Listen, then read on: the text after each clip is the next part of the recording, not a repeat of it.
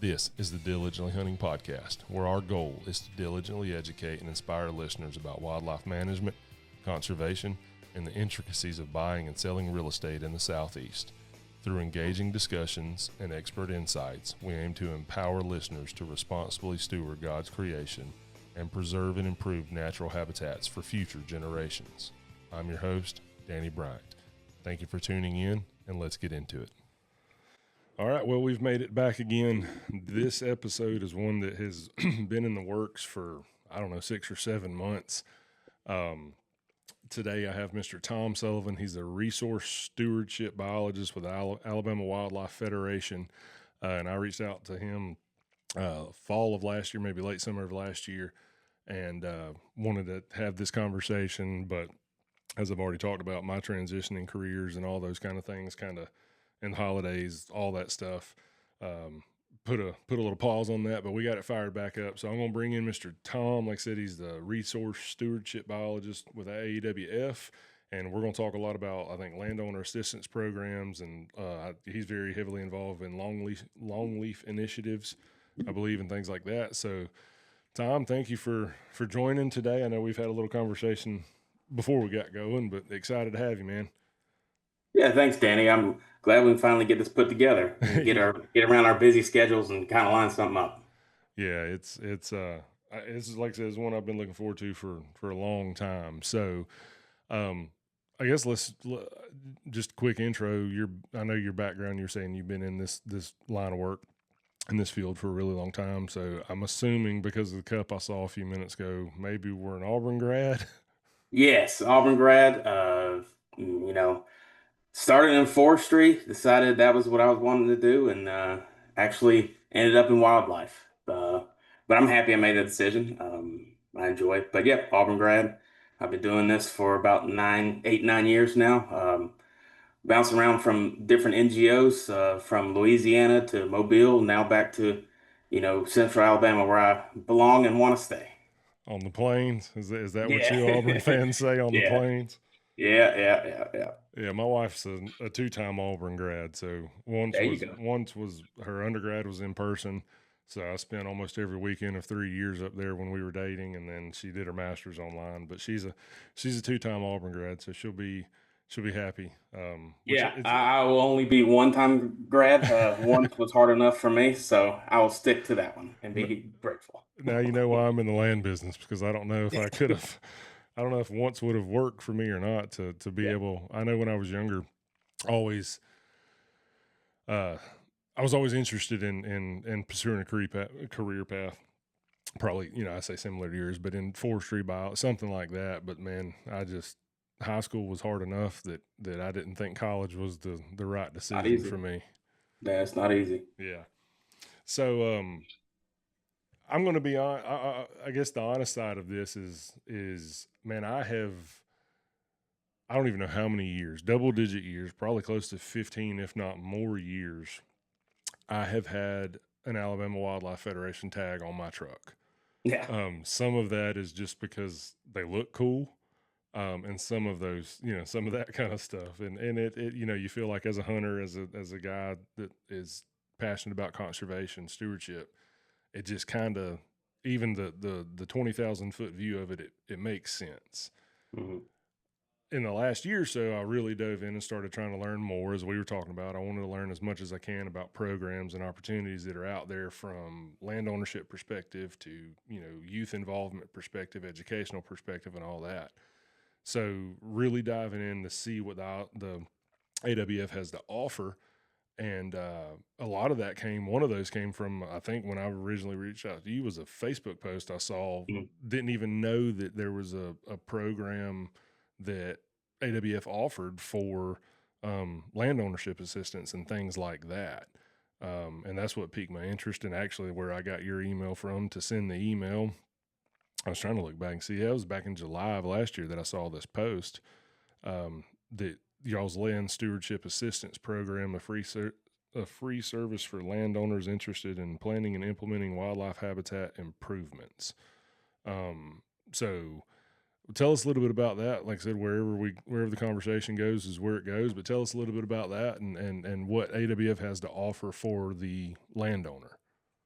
Yeah, so I'll go kind of broader with AWS. So a lot of people, they know about Lanark and Millbrook, our facility there, gorgeous facility. We do a lot of educational stuff there. It's great programs.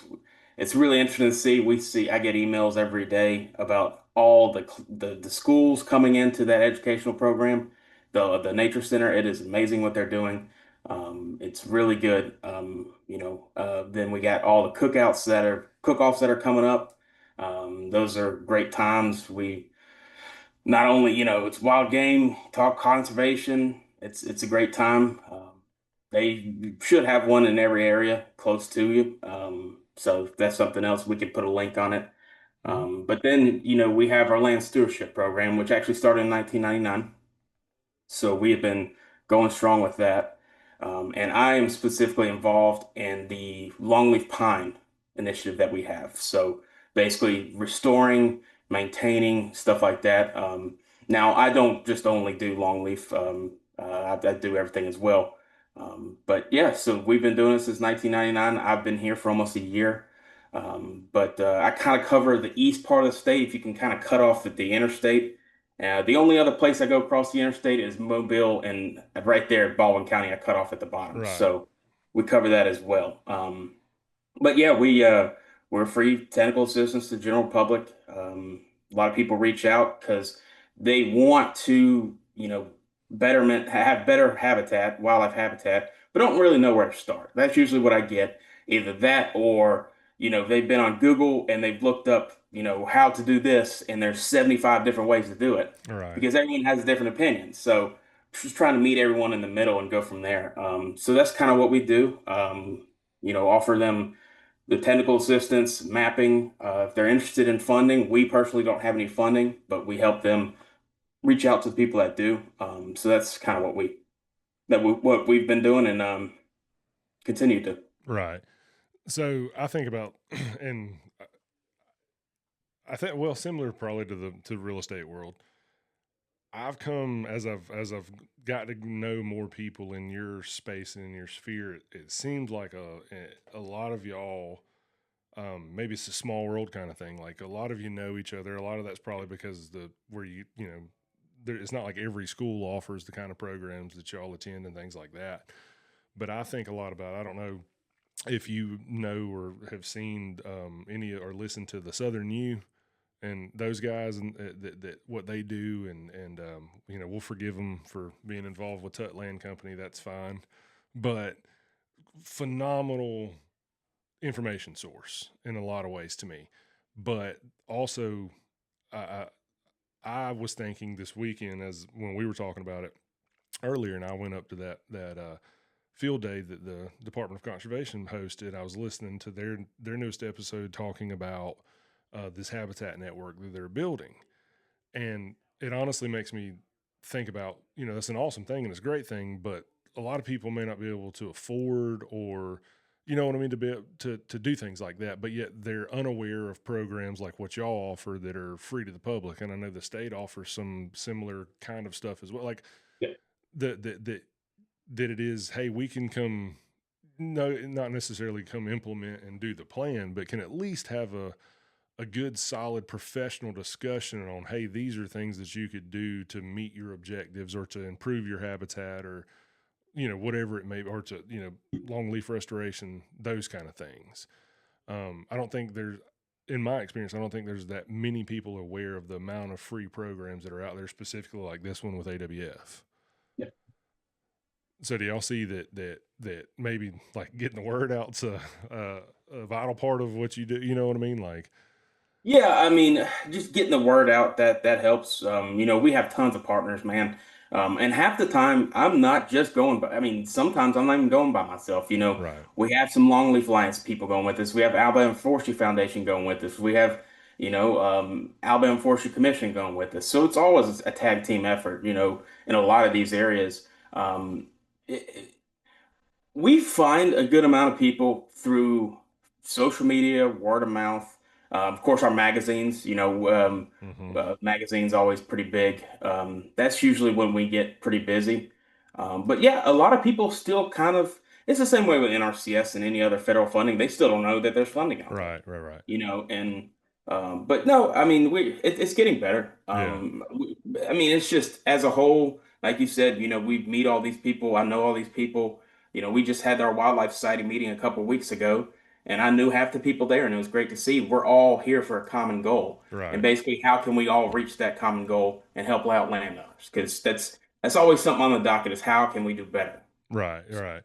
And that's that. And that's, man, as I've gotten older and learned more about that, and maybe that's just maturity in general, that you really do transition to the conservationist mindset, to the stewardship mindset, as much as you do the deer on the wall. Well, he's over here, wherever. Camera's backwards. I know you can't see him, but like there's, and obviously I love that side of it, but to really grow in that, and it's like on our place we clear cut it in 17, planted it back in longleaf, and for me it's how do I steward that personally, you know what I mean, like, Yeah. and I'm interested to learn more about that. But I see so much about that, and like you even mentioned the Longleaf Alliance, and I've seen. So Mhm. what is, because I can honestly say, like, I don't think I know, why is the longleaf so important? Why is it the targeted?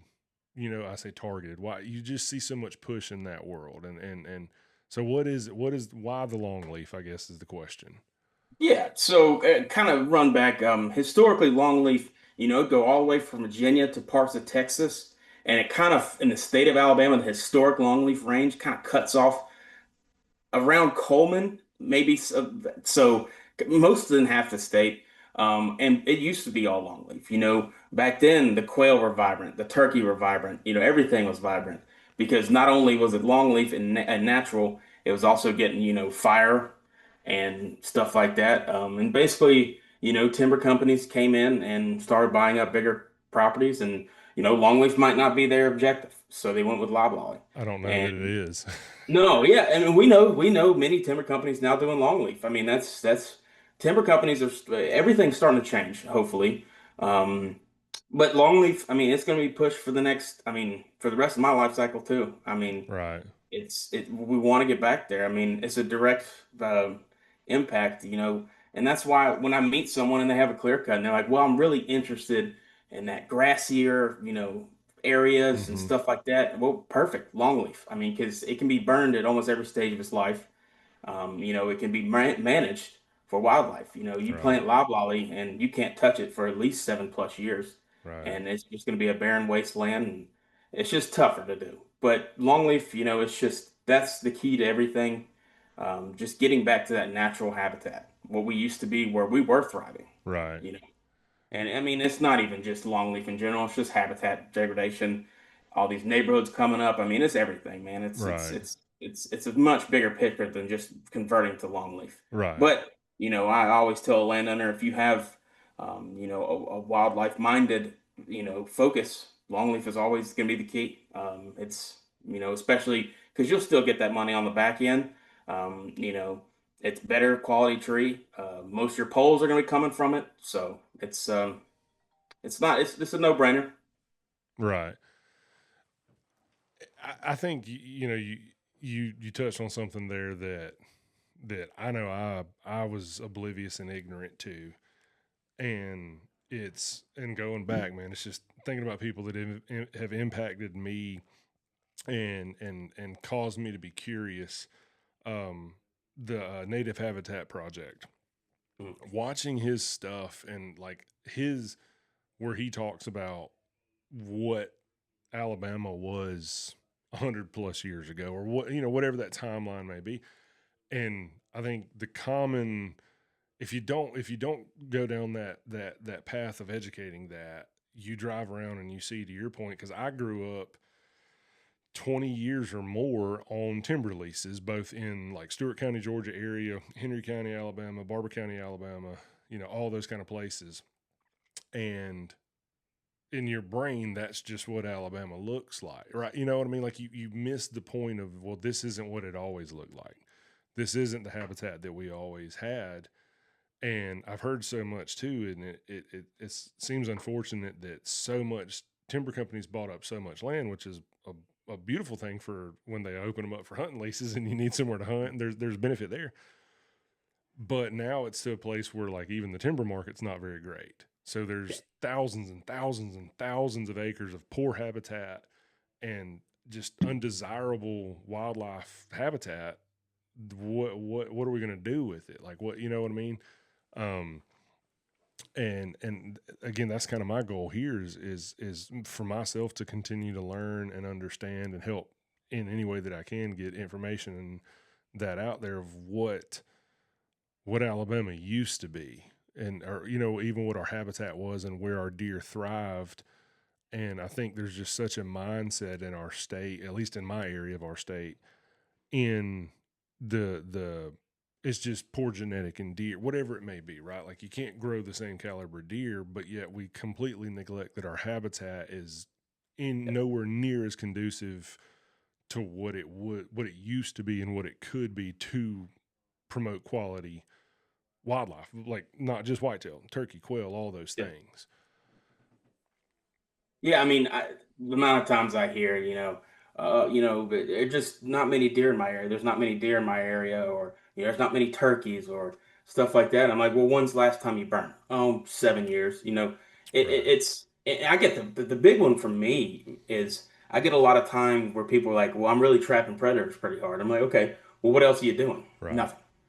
Well, let's kind of focus, and that's what we do is just trying to put people's focus with scientific evidence Mm-hmm. and all that, and trying to get their focus back on what could actually be help their property. At AWF we're very habitat minded people. Right. You manage for the habitat. You don't it's so basically we'll go out to a property, look at the habitat, kind of decide what species you're interested in the most, and go off that. We're very site specific, Right. and that's the thing that gets you that gets you overwhelmed. Is you might be from Dothan, Alabama, and you're looking at something. How do I manage Right. for wildlife? And an article from Northwest Alabama came out, and you're going to try to manage that way. Yeah. It's completely different. Yeah. So it's hard. That's why you need a site-specific professionals like we provide at AWF to really go over that. And yeah, it's just a lot of times people get overwhelmed and then just brush their hands and say it is what it is. Right.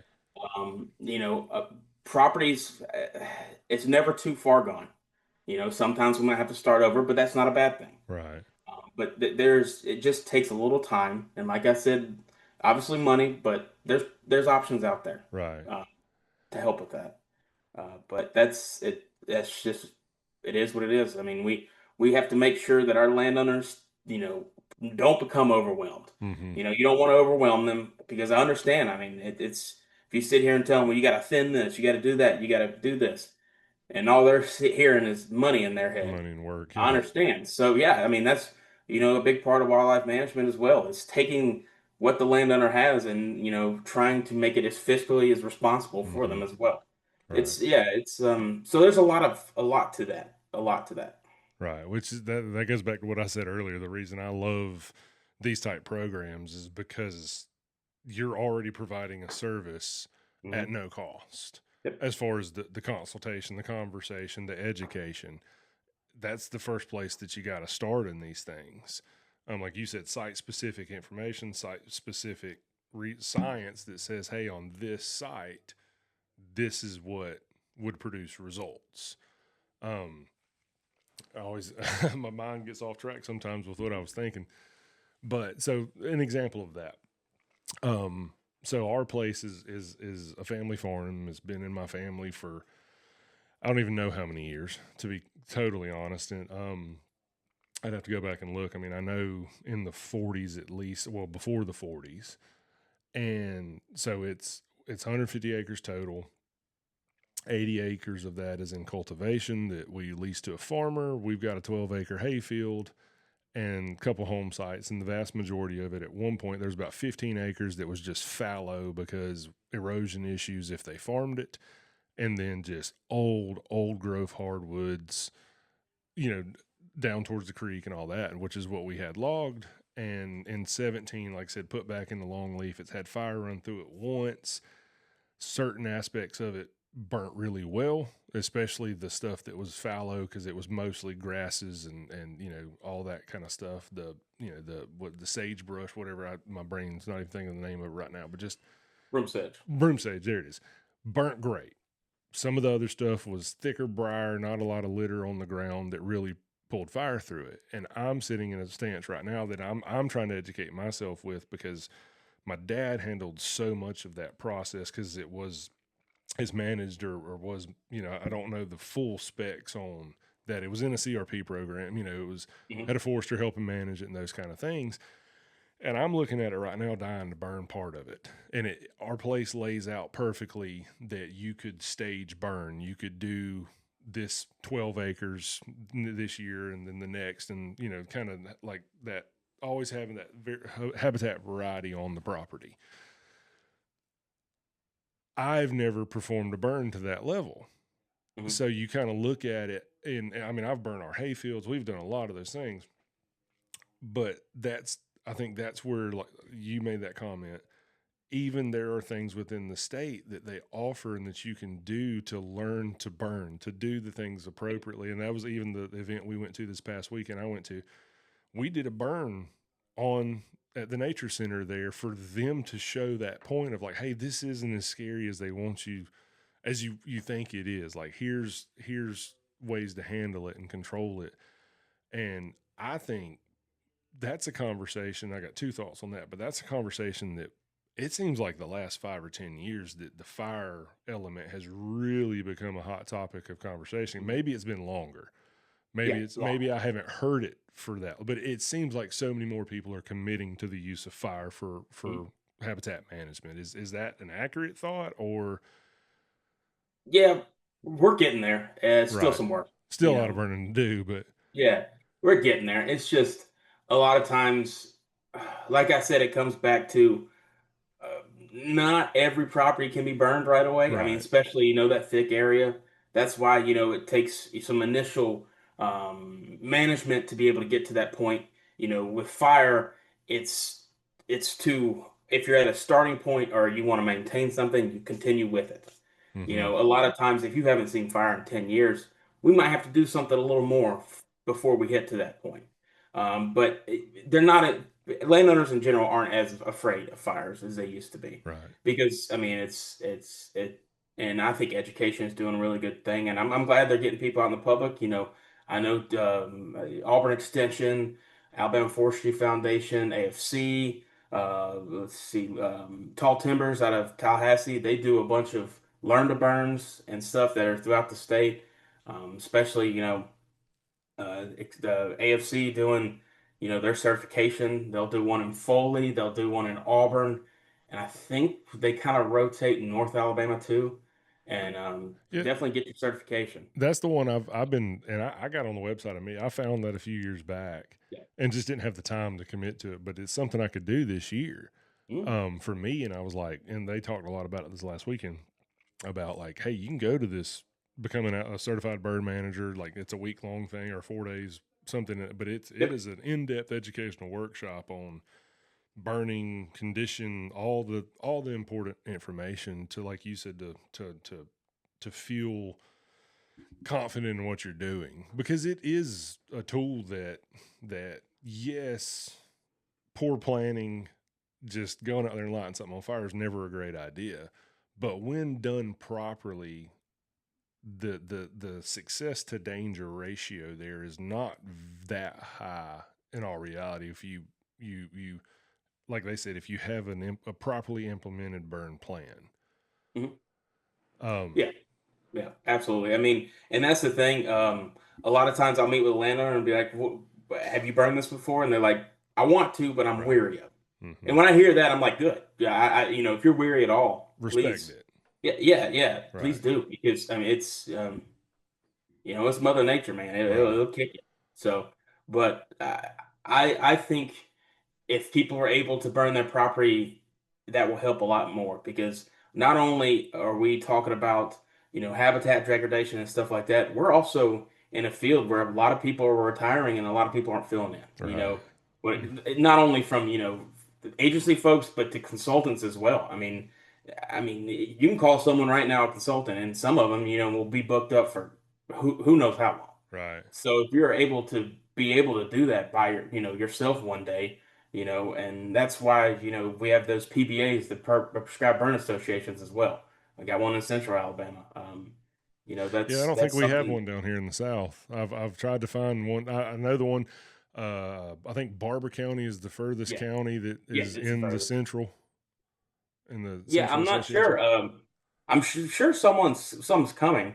I know Southwest Alabama got one not recently, but that would be another Tall Timbers. They do all that stuff and they do a great job with it.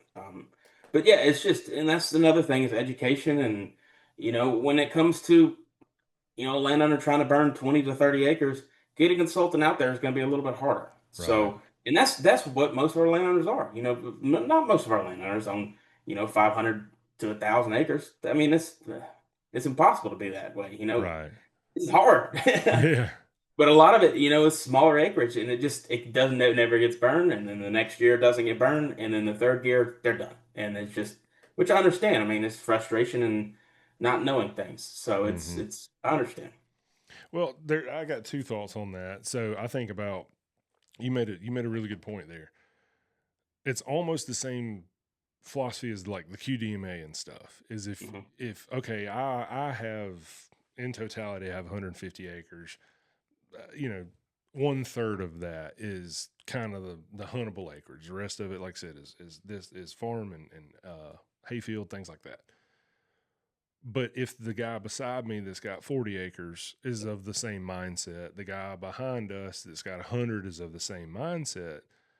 Well, like you said, most landowners in Alabama, we don't have 500 acres. But if you get a neighborhood of people committed to burning or quality deer management in that analogy, all of a sudden now we've got a large scale impact from small landowners that Yeah. you're right, it's not a 500-acre piece, but it's five people that own anywhere from 50 to 100 acres each. And holy crap, look at the habitat that we now have and the Yep, animals that much we. bigger home range size. Yeah, and that's what I look at as well. Every landowner I go to, I ask them, I'm like, hey, what do they do around? What do they do? I'll look up at a map. Oh, there's a decent amount of timberland around them. I'd be interested to see what they do around because Mm-hmm. it's hard to be landlocked and around people that aren't managing. Say if you have 50 acres, I mean, yeah, you can build that quote unquote paradise, but is it sustainable? Probably not. And that's the thing, especially with turkeys. If you don't have what they want, they're gone, Right. and that's it. And if you're interested in quail, if you have them and you stop managing, boom, they can go, and you'll never get them back. Right. So it's that's why we need to start getting on a more landscape management scale, which we're working on. I like that. Yeah, but like that's my goal, man. I would love to. I love when I meet with the guy and he's like, "Hey, I got a buddy down the street. He's interested." I go meet with him. Oh, I got another buddy down the street. He's interested. That makes a massive difference, and Yeah. that will make. I mean, that's what it takes. Right. Yeah, absolutely. I could see that. So back to the thought that left me earlier, because Mhm. I am interested in a professional opinion on it. You I'm not gonna I don't want to put you on the spot or anything, but how old are you by chance? 90s kid or younger? I'm 33. Okay. So you're almost in the same boat as I am. I'm 38, so I'm not like, again, this is I just thought about this when you were talking about that. And I man, it's the reason that I love the outdoors, the TNN, all those things back in the days with Real Tree Outdoors, Hunting the Country of Mossy Oak, all the TV shows, right, which developed the outdoor industry. And I had two thoughts. One was went to NWTF this year. We had a booth up there, Nice. and it's like Primos's 50th anniversary, Real Tree's 40th anniversary, like the Night and Hell guys. I mean, I remember watching these guys, and you see them, and they're aging out. They're getting older, and what they have done for conservation. And I was talking to somebody about this, and my question that I had is like, it reminds me of the George Jones song with these just mecha these dudes that have just preached conservation on such a large scale. And my question was, who's going to fill their shoes? Right. Like, and you said, like you talked about, people are aging Yeah. out of your profession. Who's going to fill those shoes? Um, was the question that I've been asking myself recently. Like, who is the next Will Primos? Is there another one to come, or have we lived through, because of technology now and all that, the way all that was the perfect storm of things? But then the caveat to that I really wonder about, and I'm curious to have your opinion on. As much as I enjoyed what the outdoor industry meant to me from that perspective, that gave me access, because nobody in my family hunted. So that was that was where I got education. That was where I learned. That was where I was entertained. That's where the passion was developed. But also, as the outdoor industry grew, so did every kind of supplement and protein and food plot seed and everything you can imagine. And they pay these people that are just, massive in the industry to put their face on it. And like, this is whatever it is. I don't want to specific names, but protein pellets. Like, you feed this protein pellet and look at this 190-inch deer that I killed. Did that cause a shift in thinking through that 20, 30-year period where we quit paying attention to habitat as much and we started focusing more on that quick and easy solution, and maybe that, that mineral block that we put out, that protein or whatever it is? I wonder if there's any correlation to that. Yeah. So basically, yeah, absolutely. When I go to a landowner's property and they're like, I'm a deer hunter. Okay. And basically it becomes very evident very quickly, they spend a lot of money on food plots or Right. supplemental feeding or something like that, which, that is what it is. But that is not going to grow your deer herd. It is not going to make your genetics better. That is not. It's just a ton of money you're spending. And food plots are hunter management, not deer management. Right. You want to sit in something comfy and nice and hunt. And that's there's nothing wrong with that. I understand that, and Mm-hmm. I've done it too. But a lot of times people don't realize that the one thing that gets me is, what is a year-round plot that I can plant? Right. Well, I don't want a year-round plot. I want whatever that deer needs in that timber stand that's next to you, that that it has that quality tonnage of food Right. for each of that deer throughout. That it has all that. That's what I want. A lot of times, and you'll go to a local co-op or something like that, and they'll have some mix. Half of it's not even something native to Alabama, and Right. they don't have a deer from Wisconsin on it. Right. We've never had a deer that big in the state of Alabama ever. Yeah. But they see that deer and they're like, "Oh man, I can get that big." No, Right. but it's and you mentioned who is going to take over. The person that's going to take over, one is going to have to take around the blueprint that Aldo Leopold had back in the day, and then they kind of always grew and adapt to it, because we got to adapt. I'm not Mm-hmm. saying that anyone's doing anything wrong. We're not, but we have to change with the time. We have to change with the younger landowners and stuff like that. We have to always adapt. So whoever's going to take over this is going to be really good at adapting and really good at reaching out to the general public. And that's one thing we like to do at AWF is we like to let them know. There's fallacies out there. Right. Sawtooth oak, huge fallacy. Stuff like that, and we like to write articles on them, and we like to speak about it, because a lot of times people don't. And we're here for the truth. We're here for what we need, and that's being native. And like you said, what we've all talked about this whole time is getting back to that native habitat, Right. getting back to working on the habitat besides working just strictly off a species. Because when you start working on a species, you start spending a lot more money, a lot of more unnecessary money, and you completely veer off that track. Right. Well, I think, you know, talking about financially impacting things, and I don't know the going rates for these things off the top of my head, but I know even like paying for a burn, Mhm. if you could get that done, is it's a per acre number usually, and I don't want to Yeah. throw a number out there, but I wonder for a guy like me, that has, whatever it is, maybe it's 60 acres of planted, especially like now, like I said, longleaf, but it's rotatable because of creek system, because of different avenues, right? So, like I said, maybe I'm doing 20 a year in my Perfect. rotation. Could I, instead of buying X number of bags of plug in the name of the high dollar record rack, whatever protein pellet, could I pay for that burn instead? You know what I mean? Like that's Yeah. have Or we like I said, considered that? Because to yeah, your point, I think that's the thing that I learned a few years back, like shouting out and learning in that world is like you understand what God has put out there in the outdoors. We cannot we can't put that in a pellet as far no, as the quality of what it is to the wildlife. So if you can get your habitat producing that, you don't need to go spend money on this protein feed or whatever it is. So yeah, we use money as an excuse not to do the thing, but yet we'll spend $1,500 a year on running corn all summer, planting a food plot over, a pea patch over the summer, and and like I said, protein feeders and things like that. And like you said, I'm not against those things, but are we? I think not. I think clearly I have come to learn the habitat is the much more important. Should be first thing, and then fill in the gaps with the rest of the stuff. yeah. And like you said, you know, this goes back to just education. If Mm-hmm. you, like I said, say you have 60 acres.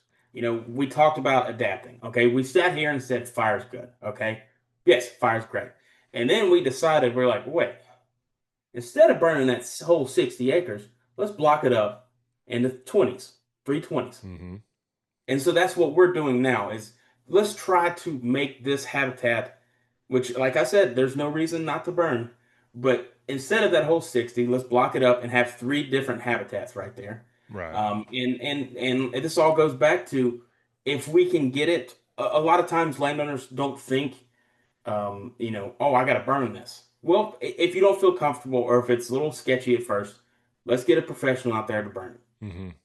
kind of see what it does, and then let's maintain it by, one day maybe you could burn it. And all it's going to cost is diesel and gasoline. Right. It's dirt cheap. I mean, but it's getting to that comfortability level Mm-hmm. of landowners on how to do that. And like you said, we just need to focus our money in a different way sometimes. Right. That's just it. That's it. Yeah. Like if you're a landowner on a budget, specifically, like maybe you can at what you're putting your money into, Yeah. look into what it would cost to run fire through 20 acres. You're going to produce more tonnage in 20 acres than you'll ever produce in a protein feeder over the course of a summer. What is the cost difference between those two things? And that's something that I like myself have shifted towards greatly is to the best of my ability, and I'm trying to do more and get better every year. Is even like last year, I don't think I put a bag of anything on the place until September-ish for pictures. It was mostly like, what can I do outside of that, like you said, to improve those things and to work towards these things. But you mentioned one earlier, and I dove into it, and I want to find more information on it. Um, the the classes that the Forestry Foundation or the Forestry Yep. Department offers the burn manager classes. Yep. Do you know where you can find that information? Because I have not been able to Uh, find anything for I think it's on 2026. Alabama Forestry Commission's website.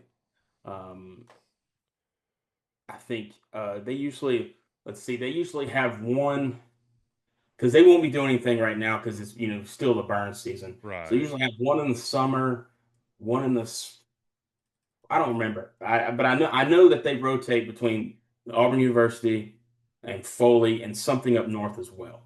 And it should be on their website, I believe. Okay. I don't think I've checked the Forestry Commission's actual website, so I Yeah. just pulled that up. I'll look at that, um, and kind of see, because, like I said, that's the information I'd love to continue getting out there.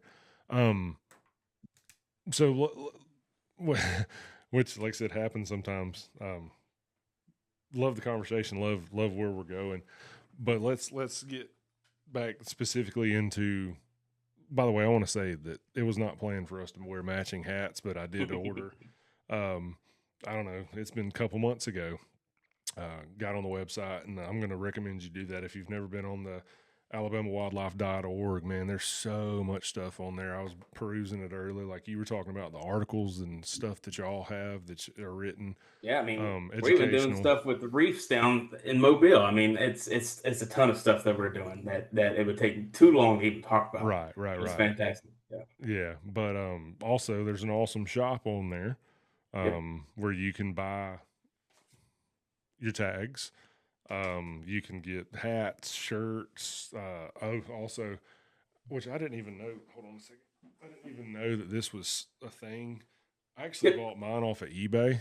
I didn't know that you could still buy these off your website, but this is an Mhm. awesome book. Um, I'm looking at mine right there. yeah, mine was within arm's reach. Yeah. Yeah, so the alabamawildlife.org has all of this stuff on here, like I said, of just um, tickets to the Natureplex, no trespassing signs, shirts, hats, all those things. I'm probably fixing to spend some more money because now, I wanted to touch on this. So, United Country, we celebrated 100 years in business last year. Alabama Wildlife Federation's not far off from Nope. that. What is Nope. this year celebrate the how many years? Let's see. Oh, you're Now supposed to you know ask me. that. I can't remember. I don't want to misquote it. Is it 90 years? It's close to, yeah. It's either It's close 85 or 90 years. I feel bad for being to per 35. Yeah. 35. Yeah. Yeah. Yeah. 1935 and we're in 26, so that'd be 90 years. Yeah. 90 years and we're, you know, sitting here today in a lot of ways. I mean, at least in the circle of people that I know, unaware of everything that AWF has to offer to Yeah. landowners and things like that. So let's talk about that. I'm a landowner. We've just talked about it. Yeah. I've got X number of acres in longleaf. I want you to come help me devise a plan for, like we said, 320 block rotation on my place. And I understand like that. A lot of that can be determined by what's the feasible fire line, what's the Mhm. natural kind of thing. So it could be 12, 18, 26, whatever. You know, it's not always, we're just using that as an example. Is it you? Is there a team of you? Like I know you mentioned earlier, y'all come a lot with even Longleaf Alliance, Forestry Yep. Foundation. So walk me through that. I'm a landowner. I want, part of your Longleaf initiative, those kind of things. Beginning, say beginning to end. I don't know how much time we have on that, but just walk me through the program. Walk me through what it, how we work. Yeah. So, like I said, you'll reach out. Either someone will go online, find us, a magazine or something, and basically we'll set up. I'll give you a call. We'll talk about the property, kind of get your goals. I like to look at a map before I consult and talk with someone. Then we'll come up and set up a field visit and kind of tour the property, kind of get an idea of what you want. I like to kind of map everything out there. If it's on the east side of the state, it's gonna always gonna be me. And then the western, it'll be Mr. Claude Jenkins. He um, he helps. He does a ton over there. Like he said, he's been here since 1999. I've learned a ton from him. So it's been fantastic working with him. But he runs the west side. Um, as well as our land stewardship assistant program as a whole. And basically, we'll come out there, look at the property, give you an idea of goals and stuff like that, and drop a map, drop a plan, uh, go in depth as much as the plan you want. Kind of go. I usually start off with a 5-year plan. With some people, I've gone to 10 to plus years idea plan, decide if funding is an option. Then get you in contact with people like that as well with NRCS, Fish and Wildlife Service, all that stuff, and kind of go from there. And yeah, so please contact me if you have any questions or would like to meet, and we can help you out. Right. I keep getting distracted by these. I just realized this one matters to me. 3/19/2026. So coming in just a couple weeks, the Wiregrass Yep. um, AWF Wild Game Cook-Off event. You ever been to one of those? I know the Oh answer yeah. is yes. Tell me Oh about yeah. it. So So it's promote fun, a man. Wiregrass event for me real quick. Yeah, so it'll be an event and a bunch of conservationists out there have some great food. I mean, their food is outstanding. It's crazy how they'll have around 10 to 15 to 20 something cook teams. You just kind of walk around, try all the food, vote, and at the end they'll give a plaque to all the teams. Which, by the way, the teams take it very seriously, I'm and they sure. keep all of their plaques. Hey, So you'll know the good ones those because they'll have people into about that 15 plaques up on their, yeah, right. Those people are serious about their cooking. yeah, yeah, very, very serious. And this isn't this isn't just some crock pot squirrel and dumplings. No, it's like legit stuff. It's good stuff. But it's just a good time. It's good for conservation. It's good for just us talking with the public. It's just it's a good time. I try to make as many as possible. I think in total I made three last year, and they were fantastic. Rain or shine. Remember we had one in Lake Martin, and there was probably about a river running through the tent, but there was 400 something people still having a good time. So it was Right. fantastic. And people love it. They love these events, and we see a lot of people, you know, come back, and Yeah. that's we're really pushing the continuation of not only expansion but building up our attendance as well Right. at some of these events, and it's great to see. Yeah. See, it's Thursday night Yep, down here at the Plant in Dothan. Oh, that's an awesome venue if awesome you've never venue, been yeah. there. Yeah, so all I got to do is shoot the wife a text and find out if I need to get her a ticket or not. And yeah, I can't wait to check that out and be there. And this again, the old saying of ignorance isn't an excuse, and I there's so many things that AWF offers, from your programs to your education. Like, I just stumbled across another one that, like, I have a 9-year-old who is obsessed with right now, um, just animal. Like, there's a YouTube channel called Snake Discovery.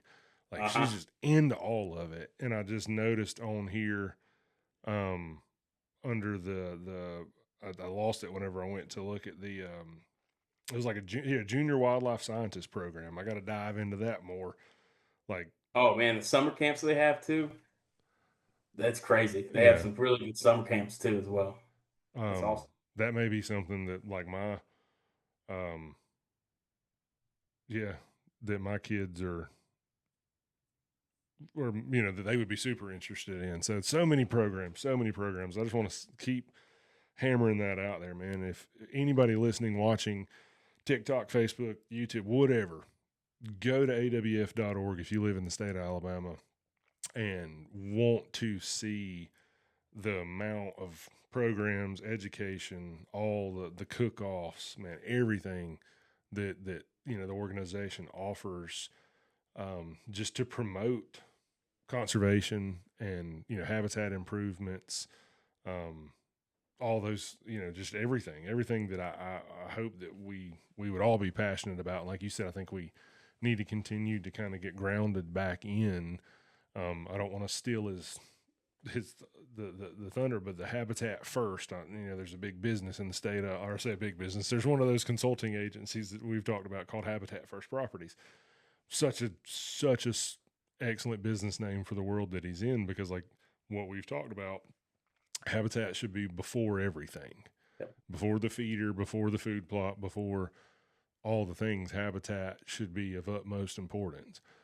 And you made a good point, and I have to admit, I'm one of those guys. You grow up in some of those ways. Like, the food plot is convenient for I convince myself that I'm doing this thing to better the deer or whatever, but really it's because I just want to have this easy spot to come flop down and sit in and hunt, and not go find that natural through their habitat that they, and actually hunt them, in a sense, the way it had to be done all those years ago, before food plots and feeders and everything, before baiting was illegal in the state, before all those things.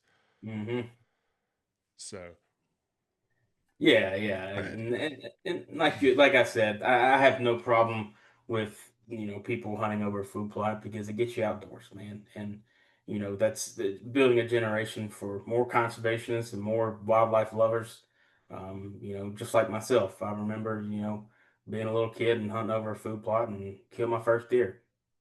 right. That's why I'm a wildlife biologist. Yeah. I didn't just decide out of the blue I want to be a wildlife biologist. I was molded, and that's how it was, man. And Hmm. but yeah, no, there's we're still trying to build our future generation of conservationists. So, but yeah, Yeah, absolutely. And that's, you know, back to, I don't want to sound overly, you know, I don't know what that word would be, but even by these things, and I ask that question of who's the next Will Primos, who's the next, Fox Hayes, who's the next, big voice and steward, and honestly, do we need another big one, or do we just need a lot more taking their 50 acres more seriously, to get back to that natural habitat? And it's like, well, I got three of them under my roof that yep, I can steward through, these programs and these educations, and teach them those things. Like you said it earlier, but that's one thing I'm doing right now on my place, because we're starting to see from the habitat's perspective that we can affect, starting to see and have had turkeys on our place for the first time in the last 5 or 6 years, for the first time in my entire life. Now they kind of come and go through there. I think it's, again, we don't have everything that they need. yeah, And that gets back into that conversation we were having earlier about the burn rotations of having different habitats for brooding, nesting. It's all a cog in the wheel, but we're running traps right now. I mean, just because that's one thing I know I can do, and yeah, I've got 5 dog proof traps out. Got one raccoon yesterday, but what I do is, like yesterday, picked the kids up from school and daycare, went home, changed clothes, and said, "All right, let's go." And it's that constant conversation with them while we're doing that. Well, why are we doing this? You know what I mean? Like, they're asking me. My boy's 3, 3.5, and he's like, why do we have the raccoon? What are we doing with the raccoon? And it's instilling that in them. And I think that's an important conversation through even just the habitat with the fire, the everything everything that entails. yeah. And he's gonna remember that, and he's Right. gonna carry that, and that's how what our future generations are gonna be. You said I got three under my roof. Three's enough to make a difference, man. Mm-hmm. And I don't think we need to have that massive voice again. I think we just need to transition back on the rails. Right. You kind of go that way of what that used to be. But yeah, I'm glad Would to you hear this turkey. Go would you, ahead. would you agree though? Because I feel like it, and maybe it's me educating myself. Are we starting to see Alabamians take it more serious? Are we Yes, starting, like yes, private landowners, starting to really understand and see the potential of what Alabama has to offer, yes, and not absolutely. just that old line of can't grow a big deer in Alabama, whatever it may be. And I know that changes throughout the state, but our area in particular down here in the southeast corner, I've been told my whole life you can't grow big deer down here, and those kind of variables. And it's like, well, what are we doing to even try, other than protein pellets and mineral blocks? Yeah, I think there's a massive push, and especially not only are we getting a lot of calls, I'm getting a lot of implemented acres. Basically they're doing the work, and that's what's good about working here is I've really seen that when I go out and take the time with a landowner will be like, well, he took the time out for me. I'm going to do it. I'm going to, Right. follow what he's deciding, and I'm going to do it. And I'm going to, because they are so excited because they want, the 2 years later after we want to go look at it. I want to show him the property, or I want to show, the other biologist the property, and I want them to see that I did this work. Right. And that's what a lot we deal with, and especially when I was in South Alabama, quail have been talked about a lot more than I remember. So that's good as well. I do think we're making a push. I do. I still think we're off. I think it's going to take a lot more time than we think, but we're off. But we're getting there. We're getting there. Right. Well, and I think I like that though. I like because for even in my career and my goals and my objectives and it's like yes, I want to be a asset. I want to be understanding these programs from a land agent perspective. It just makes me a better land agent to have that conversation like what we just talked about. I could be dealing with a young family or anybody for that matter that finally was able to buy their first 50-acre tract and they're putting everything they have into the purchase of that property and saying, Yep. hey, I can do this. I can buy it. It's going to take me a few years to be able to do anything on it. Like, whatever, blah, blah, blah. Well, no, did you know AWF offers these free consultations? You know what I mean? Like, so Yep. it's a meshing there that I think to your point, I think I would agree as I've thought about that. I don't know that we need another Fox Hayes or Will Primos or whoever to really kind of be that pioneer. We just need that grassroots to continue to get serious and implement and I think have conversations like this and props to the state of Alabama, the programs that they've started offering just from the educational perspective of like, hey, come out here and we'll do a 5-acre burn with you and show you that it's not as scary as you may think it is. And like I said, over the weekend up there, it was men, women, children, it was everybody. You know what I mean? And just exposing people to the information and the I've never done anything in my life that is more. That sounds weird. I mean, I'm not comparing being a father, being any of those things, but to make and to pour your heart into improvement and effort and work and see it pay off, like you said, and see quail and see songbirds and see turkey and see, you know what I mean? Like more deer. Like this past deer season was the best deer season I've ever experienced in my life on our home farm. A lot of people have said that it's been a good season. Yeah, Yeah. and I contribute that so much to while there's still more to do there for me and to kind of develop a plan. The habitat is just 100 times better than it was 10 years ago. Whenever it was um, overgrowth hardwoods and those kind of things. So we're just holding so many more deer throughout the property that it's Yep. not isolated. And man, when you see that, for me, it's almost like kind of pouring gasoline on that fire. Is like, what's the next thing? What's the next thing? What's the next thing that I can do? And like, I think to your point, if we can just get more landowners walking in that direction, especially in like community style, like what we talked Mhm. about, like, man, if you could get 5 adjoining landowners to agree, hey, this, and because maybe you do something on a bigger scale then where, hey, we're going to burn yours this year and not all, like, those are all things that have to be sorted out.